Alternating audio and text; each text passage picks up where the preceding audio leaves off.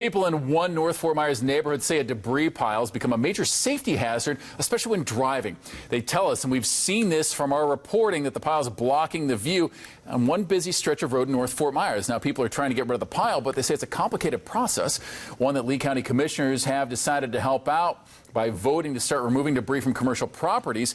But there are a lot of stipulations with this. We have some of those details, fox4now.com. No time frame for a building permit as homeowners on Fort Myers Beach wonder how long it's going to take before they can start construction and other rebuilding. It's not a sure thing for all on Fort Myers Beach, but this town's website says the anticipated time frame to get a building permit between the reviewing and the processing is about 15 business days, so 3 weeks, but it's not the same for everyone. As we have more details, again, connect with fox4now.com. And also 1 week after Governor Ron DeSantis called for a grand jury to investigate COVID-19 vaccines, Fox 4 Investigates has confirmed the state Supreme Court is considering the governor's request. State law allows the governor to petition for a grand jury to investigate crimes or wrongdoings, but what does Governor DeSantis want reviewed? Fox 4 Investigates takes a look at that. fox4now.com. And turning to our weather now across southwest Florida, we will be dealing with light to moderate rain showers through the rest of this evening into the overnight, but we will gradually see those showers taper off. So by tomorrow morning, we'll start things off. Could see a passing rain shower tomorrow. I have those rain chances for your Wednesday at just 20%. We'll start off in the lower 60s. Afternoon highs will climb towards 78 degrees. Honestly, your Wednesday not shaping up too badly at all to get outside and enjoy. Partly cloudy skies expected. And then for your Thursday, we'll have a few showers and storms in the afternoon, followed by more isolated showers and storms with a powerful cold front on Friday. And it's behind that front that we will see those temperatures plummet. Get ready for a rather cold Christmas Eve and Christmas Day with morning lows in the 30s and highs only in the mid-50s. For some people living at this North Fort Myers mobile home park, they say driving onto this busy road can be challenging. Add in this hurricane debris pile that has everything, including the kitchen sink, and there's been 4 car accidents on the corner of Hart and Zoysia, and so they can't see to turn left. So to get a better idea about what Lori was telling me about, I wanted to get perspective from the driver's seat. I have my photojournalist Karen outside of our parked car, and when I look towards the road, it is hard for me to see over the debris pile. And it's something one driver who lives here tells me has almost caused him to get in an accident. Quite a few times where I pulled out and almost got rammed, smashed into because you can't see other cars coming. A process Lee County commissioners have decided to help out with by voting to start removing debris from commercial properties. So what we're suggesting is, well, let's just go get all of it and we will sort it out on the back end. And we do anticipate getting reimbursed for most of that, but the solid waste fund probably is going to have to bear some of the cost. Glenn Salyer, the assistant Lee County manager, says areas like Lori's, who are not considered by the state to have received major hurricane damage, is why state funding was not given out right away. And the problem for Lori is she says her debris pile is not close enough to the road to be picked up. Apparently it's got to be in closer to the road within 10 feet of the easement. But she says she's going to hire a tractor to hopefully move the debris about 20 feet towards the road so they can get it in there. A move that Lori says will improve her mobile home park, and she hopes will allow for FEMA trailers to be brought in and replace the ones damaged by Ian. Reporting from North Fort Myers, Colton Chavez, Fox 4. We submitted a remodel permit about 3 weeks ago, I think. A permit? We had a few feet of water inside. To rebuild Beverly Milligan and Roland Wyman's Fort Myers Beach home. It's behind Beach Baptist Church, about the middle of Estero Island. Went online and made sure that I got all the paperwork together that they really needed, that they were looking for. A process they found to be fast and simple, even when they needed to submit more paperwork a week ago for a permit. I don't know how long it'll take, but I don't think it'll take too long. Other homeowners can't say the same. Many didn't want to go on camera, telling me that they're afraid of retaliation, but they also told me they're frustrated with the town between the permit delays and rejections. I mean, I imagine there's got to be hundreds or thousands. A number and other questions I tried to get answered from the town of Fort Myers Beach spokesperson, who told me the permit employees are swamped and they're short-staffed. I went to the temporary city hall and reached out again, but was told my request would not be fulfilled today. We've all got just so much on our plate that everything is taking more time than we hope. Hope for a permit and hope to rebuild on Fort Myers Beach. I believe when I submit those, then my permit would be complete. Now, according to the town's website, the anticipated time frame to get a permit between processing and reviewing is about 15 business days. Again, we couldn't get our questions answered from the town, but we will keep pushing until we get those for you. Reporting on Fort Myers Beach, Caitlin Knapp, Fox 4.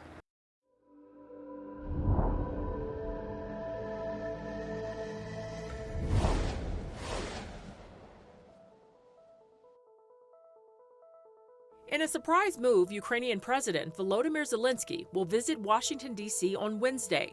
The tentative plan could change due to security concerns. But if the visit happens, it will be Zelensky's first foreign trip since Ukraine was invaded by Russia back in February. The U.S. has provided military and monetary support during the war, most recently by agreeing to send Ukraine the Patriot missile defense system.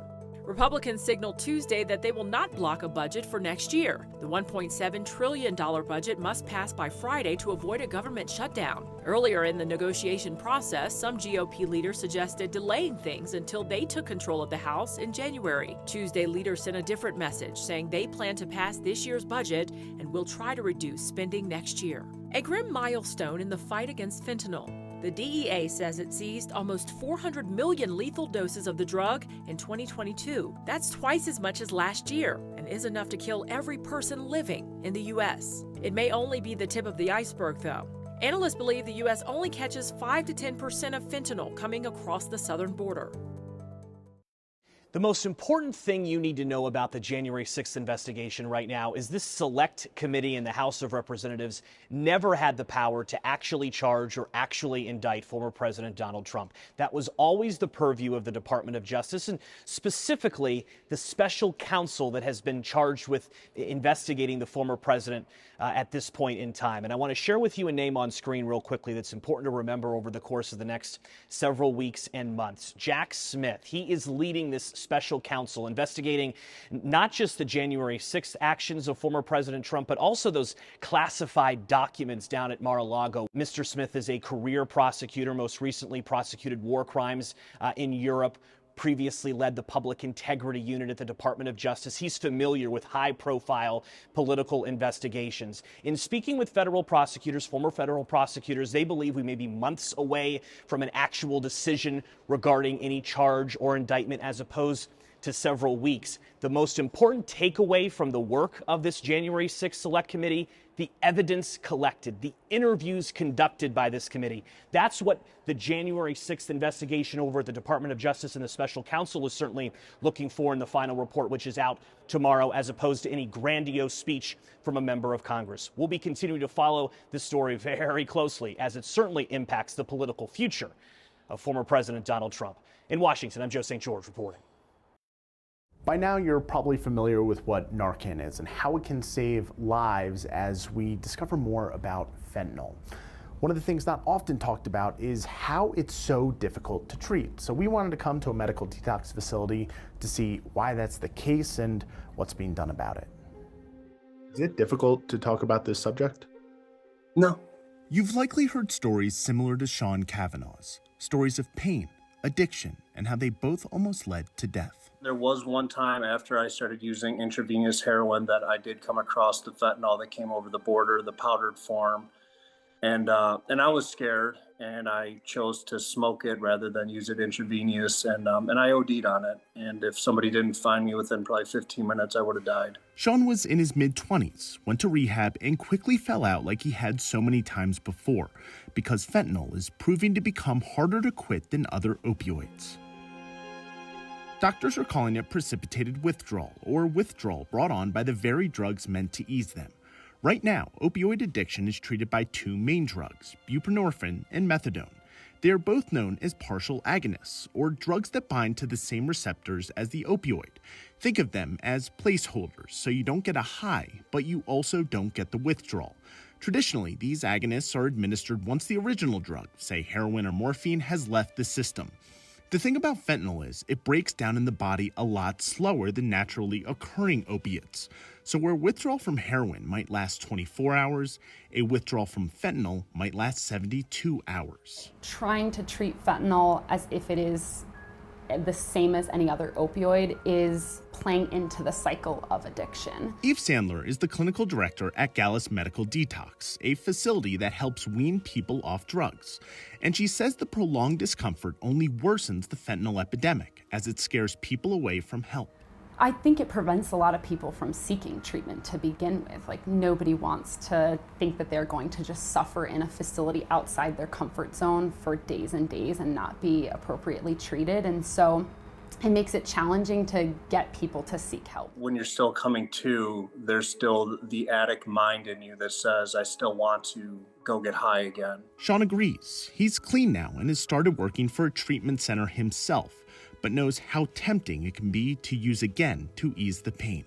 A lot of times I left treatment because either the withdrawal got uncomfortable or I'd get through the physical withdrawal, but then I was still dealing with the mental aspect. Doctors are still trying to find best practices to overcome this challenge, for they know the longer it persists, the fewer stories like Sean's will prevail. Recovery is a beautiful thing. You know, today I have a beautiful fiance, I have a beautiful 4-year-old daughter that I get to be present in their lives, right? I get to love them, serve them, get outside of myself, which is a spiritual high in and of itself. I'm Dan Grossman.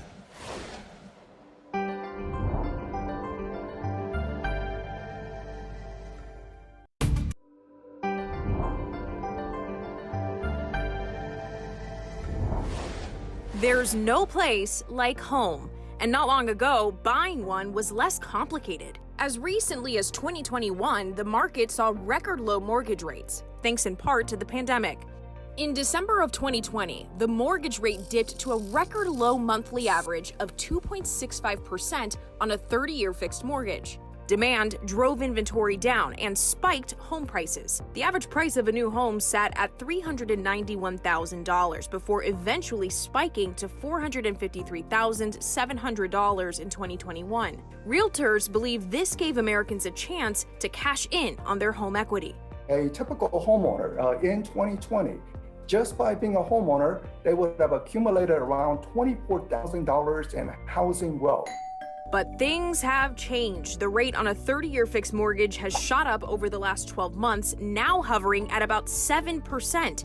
The nearly 4% increase in a year's time comes as the Federal Reserve hikes rates in an effort to tamp down inflation. Even a 4% swing in interest rate could mean $300 to $400 more per month for a family. It's an impact forcing potential first-time homebuyers to think twice. I did have to start, lower my budget with the higher interest rate. I don't want to be stuck paying a crazy mortgage payment. When rates first started climbing, it wasn't quite as drastic.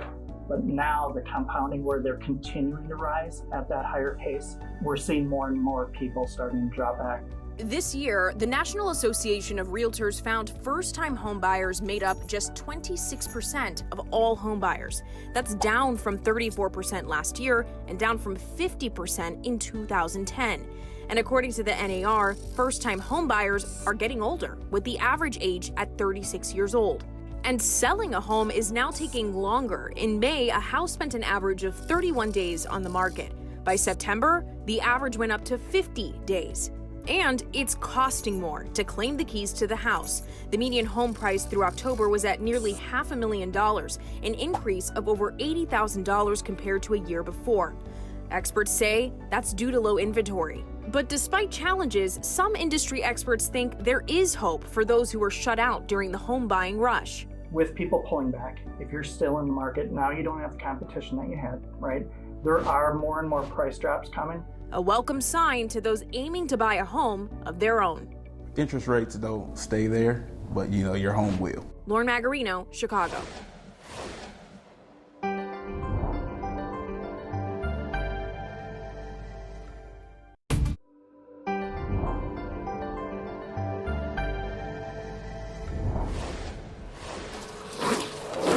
Wells Fargo is being hit with another fine.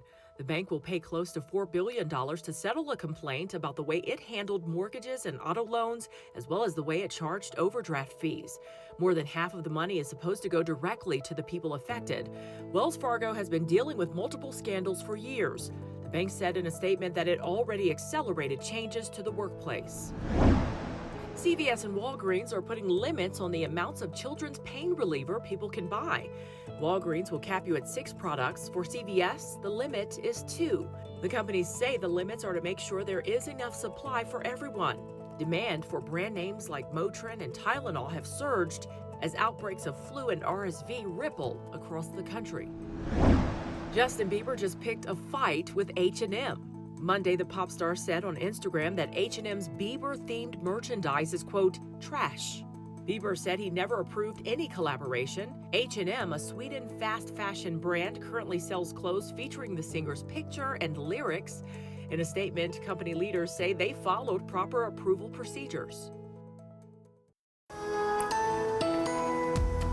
Thanks for joining us. I'm Fox 4 certified meteorologist Katie Walls. Heavy downpours overnight will be thinning out by your Wednesday morning. Right here at 7 a.m., couple of sprinkles expected to linger otherwise as we progress into the afternoon. Mix of clouds and sun forecast, along with a much drier scenario. So your Wednesday evening expected to be clear and calm. Heading into your Thursday, likewise, things start off pretty quietly. Could see a couple of downpours in the afternoon ahead of an approaching system, a system that will drive in big changes right in time for the weekend. Check this out. So we're going to be dealing with a few storms late Thursday into Friday. A cold front comes through. Behind that front, we're going to drop back those temperatures by more than 20 degrees. As of right now, Christmas afternoon, if we hit a high of 56 degrees, that would go down as the third chilliest Christmas afternoon on record. By the way, notice those morning temperatures dropping into the upper 30s and lower 40s. When you talk to farmers, especially here in the West, they will tell you that drought is a very real problem. But today we're at a farm here in Northern California that's working on growing what could be a solution. It is a crop that many farmers here haven't grown before. In fact, it's not really grown in the United States, but it is something that we already consume. For as easy as it can be to pass off rural places as disconnected from the day-to-day of big cities, we grow everything. You know, we're the world food basket right here where you are. Walk with Craig Reynolds. We grow the tomatoes, the almonds, walnuts, everything. And you'll understand how close the link is between our dinner tables and the fields that surround this farm. Within 10 miles, you can just fill up your shopping basket. How often is drought a topic of conversation when you talk to other farmers? Oh, it's like the number one. It is? It's the number one issue. It's a huge, huge issue. Drought's impact on the amount of food this region and other major farming communities produce nationwide is a direct threat to the livelihoods of those who grow these crops. But if you see at the bottom of a plant, there's some small plant coming out of it right there. Craig believes agave can be an answer. You might know the plants better in this form. The vast majority are grown in Mexico, where it's harvested to make tequila and mezcal. I learned those are terms that can only be used for spirits that come from certain regions of Mexico. What's grown here is known as agave spirits, and Craig believes it could be a new way for farmers to make money. Agave seemed to me an ideal crop of low water use that would thrive in California with our increasing temperatures due to climate change.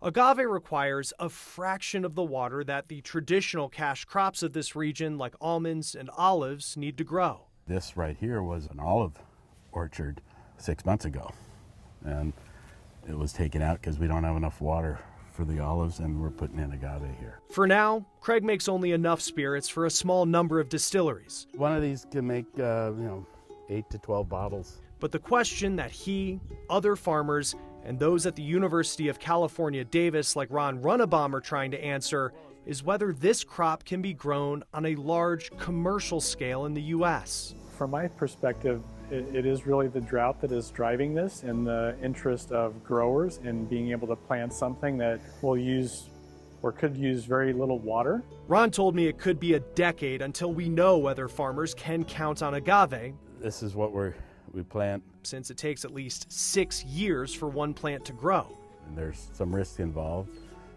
We don't have a lot of experience with it here in terms of frost, and that's the biggest challenge, I think, is getting a winter hard frost in certain areas, and it's not going to work everywhere, that's for sure. While Craig is hopeful inserting more American farmers into the agave business will bolster their bottom lines, It's hard to ignore how sobering it may be that farmers can't grow crops like they used to. We can't just walk away from our fields. We got to find other crops. Agave is just one of them. And how important it is that we start searching for ways to adapt. In Yolo County, California, I'm Chris Stewart reporting.